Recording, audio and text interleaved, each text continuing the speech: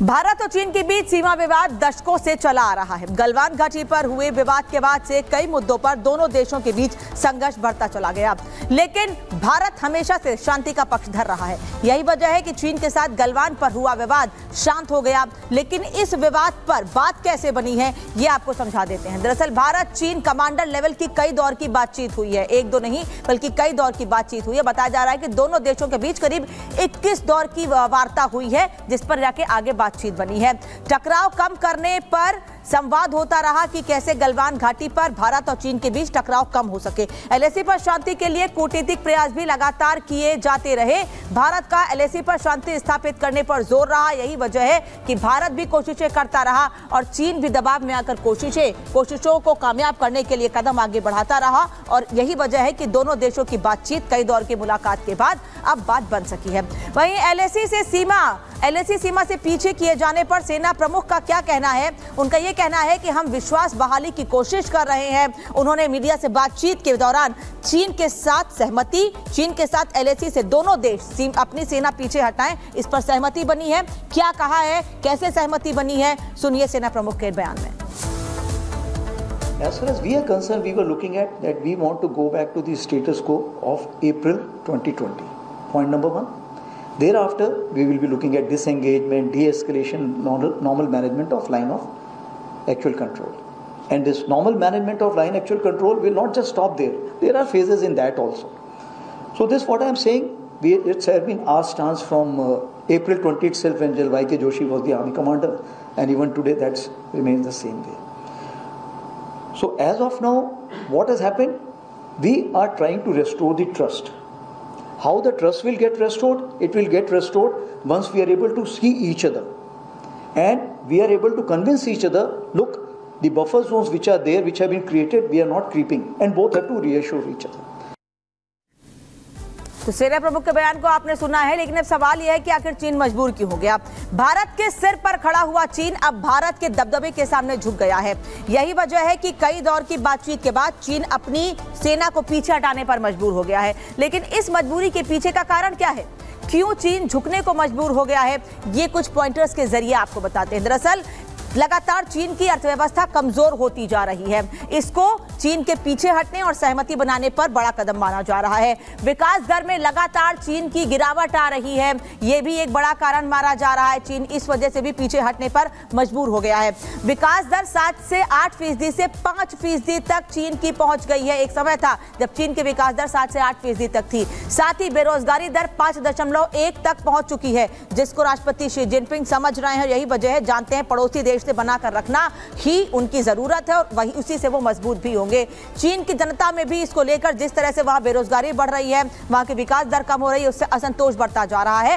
भारत का वैश्विक कद एक तरफ बढ़ रहा है, वहीं चीन की अर्थव्यवस्था गिरती जा रही है। तो ये तमाम कारण माने जा रहे हैं। साथ ही क्वाड देशों में भारत की स्थिति भी मजबूत मानी जा रही है और भारत के प्रधानमंत्री के प्रयासों से ही तमाम जगहों पर भारत की मजबूती होती जा रही है। यही वजह है कि अब पड़ोसी मुल्क भारत की तरफ देख रहे हैं।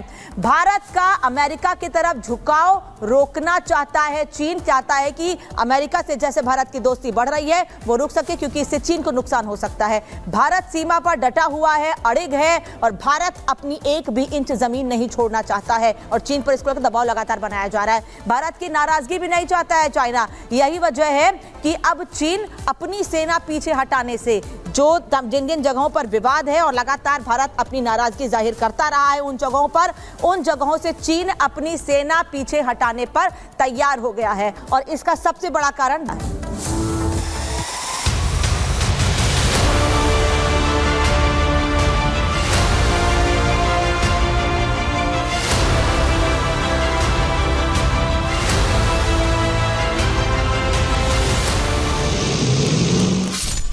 पहले गलवान में बने बलवान, अब एलएसी पर खत्म घमासान।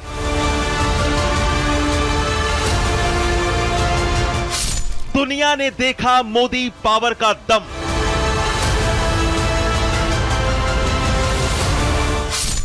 अकड़ू ड्रैगन एलएसी पर हुआ बेदम।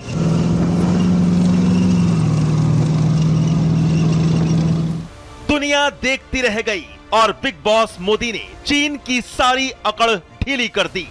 ब्रिक्स सम्मेलन की बैठक में शामिल होने से पहले ही प्रधानमंत्री मोदी ने चीन के राष्ट्रपति जिनपिंग को घुटने पर ला खड़ा किया।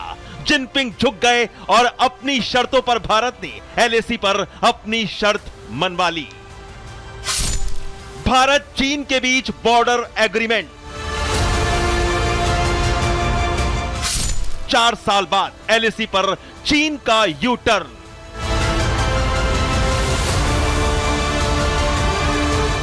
जी हां, रूस के कजान में ब्रिक्स समिट से पहले भारत और चीन के बीच जो बॉर्डर एग्रीमेंट हुआ है, उसके मुताबिक चीन एलएसी पर भारत की शर्तों के मुताबिक बॉर्डर पेट्रोलिंग पर सहमत हो गया है, जिसका सीधा मतलब है एलएसी पर 2020 की वास्तविक स्थिति बहाल होना। भारत के लिए यह समझौता कितना मायने रखता है, इसका अंदाजा इसी से लगाया जा सकता है कि फिलहाल पूर्वी लद्दाख में एलएसी पर दोनों देशों के बीच सीमा विवाद को लेकर गतिरोध की स्थिति है, जो इस समझौते के बाद सुलझ सकती है और दोनों देशों की सेनाओं के बीच टकराव को खत्म कर सकती है।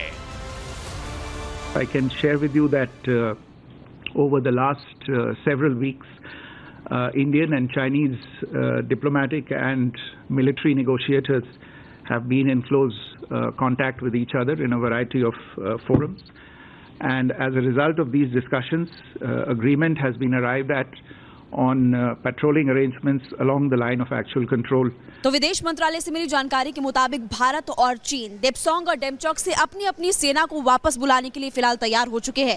हालांकि भारत की तरफ से नसीहत दी गई थी पहले ही चीन को कि इस तरह की हरकतों से कोई फायदा नहीं मिलने वाला, लेकिन चीन नहीं समझा और जानबूझकर इस पूरे मामले को लटकाता रहा।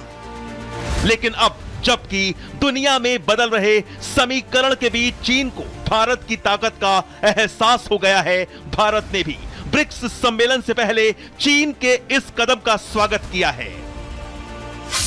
ये एक सकारात्मक और अच्छा घटनाक्रम है। ये बहुत धैर्य और हमारी दृढ़ कूटनीति का नतीजा है। हम सितंबर 2020 से ही बातचीत कर रहे हैं।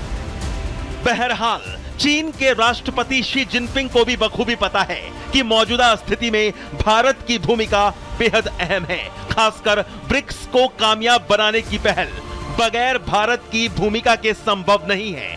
बेशक इसी के चलते चीन ने भारत की तरफ दोस्ती का हाथ बढ़ाया है। साफ है, चीन भारत की कूटनीति का लोहा मान चुका है और स्वीकार कर चुका है कि दुनिया के साथ कदम बढ़ाना है तो मोदी मोदी करना ही होगा। Bureau report, Republic Bharat. Bharat और चीन के बीच सीमा विवाद दशकों से चला आ रहा है। गलवान घाटी पर हुए विवाद के बाद से कई मुद्दों पर दोनों देशों के बीच संघर्ष बढ़ता चला गया, लेकिन भारत हमेशा से शांति का पक्षधर रहा है। यही वजह है कि चीन के साथ गलवान पर हुआ विवाद शांत हो गया, लेकिन इस विवाद पर बात कैसे बनी है ये आपको समझा देते हैं। दरअसल भारत चीन कमांडर लेवल की कई दौर की बातचीत हुई है, एक दो नहीं बल्कि कई दौर की बातचीत हुई है। बताया जा रहा है कि दोनों देशों के बीच करीब 21 दौर की वार्ता हुई है, जिस पर जाके आगे बातचीत बनी है।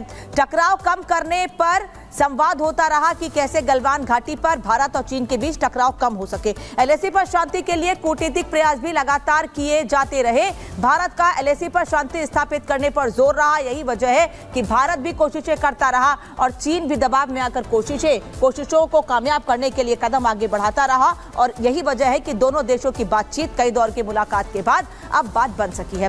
वहीं एलएसी सीमा से पीछे किए जाने पर सेना प्रमुख का क्या कहना है? उनका यह कहना है कि हम विश्वास बहाली की कोशिश कर रहे हैं। उन्होंने मीडिया से बातचीत के दौरान चीन के साथ एलएसी से दोनों देश अपनी सेना पीछे हटाएं, इस पर सहमति बनी है।